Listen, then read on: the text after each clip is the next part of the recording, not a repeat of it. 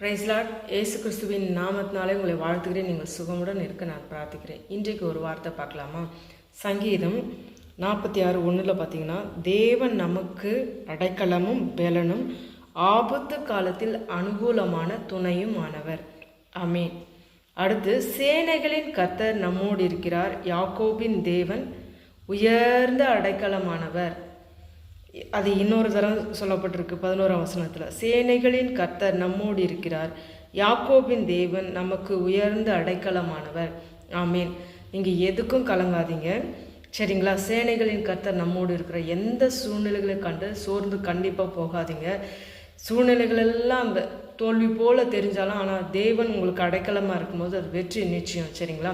சோர்ந்து போகாதபடி நீங்கள் ஒன்று தேவனை மாத்திரம் நோக்கி பாருங்கள். கண்டிப்பாக உங்களுக்கு அவர் அடைக்கலமாக இருந்து உங்களுக்கு காரியங்களை வாய்க்க செய்வாராக.